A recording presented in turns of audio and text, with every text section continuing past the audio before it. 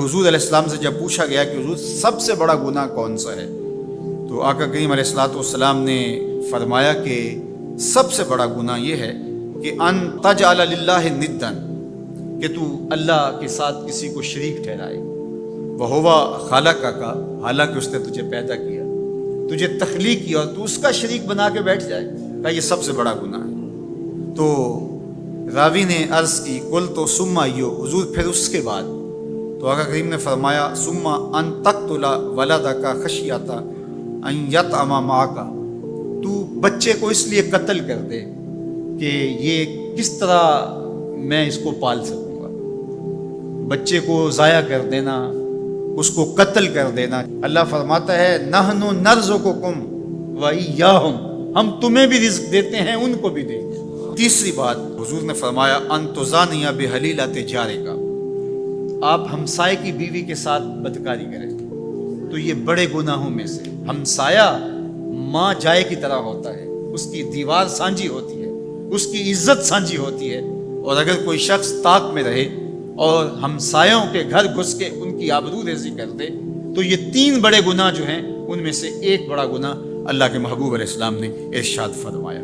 حضرت عبداللہ ابن مسعود رضی اللہ تعالی عنہ سے یہ روایت مروی ہے کہ لا احد اغیر من اللہ عز وجل، اللہ سے زیادہ کوئی غیرت مند نہیں ہے، اللہ سب سے زیادہ غیرت مند ہے، اور اس کی غیرت کا تقاضا یہ ہے وَلِذَالِكَ حَرَّمَ الْفَوَاحِشَ مَا ظَهَرَ مِنْهَا وَمَا بَطَنَ، کہ اس نے بے حیائی کو چاہے وہ پوشیدہ طور پہ کی جائے یا اعلانیہ طور پہ کی جائے اس کو پسند نہیں کیا، اور اس سے اس نے منع کر دیا، لوگوں کو روک دیا، حرام قرار دے دیا، اس لیے کہ وہ خود غیرت مند ہے۔ غیرت مند مالک غیرت کا سبق دیتا ہے اپنی مخلوق کو۔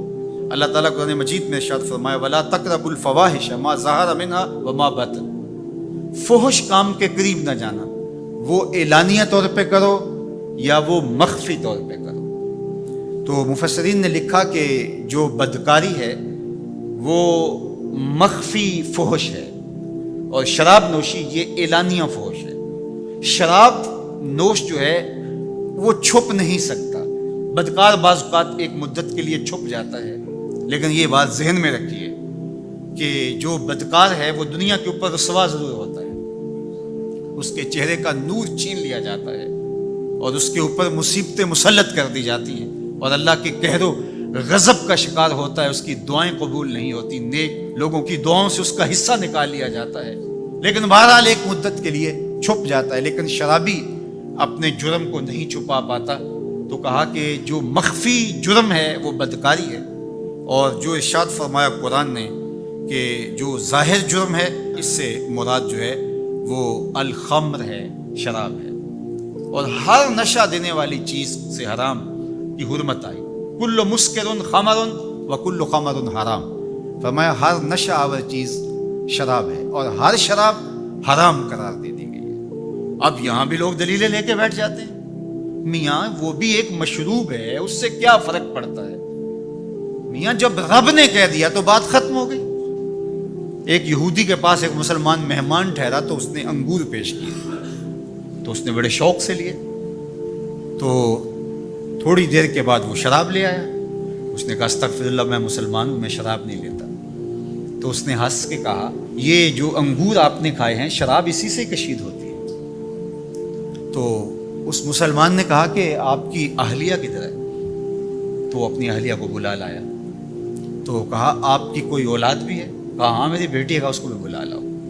تو اس کو بھی بلا لایا۔ جب دونوں آ کھڑی ہوئی تو کہا کہ یہ حلال ہے تیرے لیے، اور یہ بیٹی اسی کی ہے، اور یہ حلال نہیں ہے۔ تو جب اس یہودی نے یہ بات سنی فقال اشہد ان لا الہ الا اللہ وحدہ لا شریک لہ واشہد ان محمدا عبدہ ورسولہ۔ کہا اتنی خوبصورت دلیل، اتنی خوبصورت دلیل۔ کہا انگور سے شراب نکلی ہے تو شراب حرام کیوں، انگور حلال کیوں؟ تو کہا مجھے یہ بتاؤ کہ تمہاری بیوی تمہارے لیے حلال ہے، تمہاری بیٹی تمہارے لیے حرام کیوں؟ کہا بات سمجھ میں آ گئی۔ تو میرے رب نے بعض کا تو اس کی حکمتیں ہمارے علم میں نہیں ہوتی، اور حکمت نہ جاننے کی وجہ سے ہم کہتے ہیں کہ یار یہ بات سمجھ میں نہیں آتی۔ یہی تو ہمیں بتایا گیا کہ جو سمجھ میں آئے اس کو بھی ماننا ہے، جو نہیں سمجھ میں آئے اس کو بھی ماننا ہے۔ ہم جنت کو مانتے ہیں نا، دیکھا ہے، یا رب کو مانتے ہیں، دیکھا ہے، وہ سمجھ میں آتا ہے، تو دل میں تو آتا ہے، سمجھ میں نہیں آتا۔ میں جان گیا بس تیری پہچان یہی ہے۔ ہم تو سب سے بڑی حقیقت کو بغیر دیکھے مانتے ہیں، بغیر سمجھے مانتے ہیں۔ ادراک فہم کی حدود سے ورا ہے، عقل و خرد کے دائروں سے ورا ہے، لیکن اس حقیقت کو ہم مانتے ہیں تو اس کے کہے ہوئے کو کیوں نہیں مانیں گے؟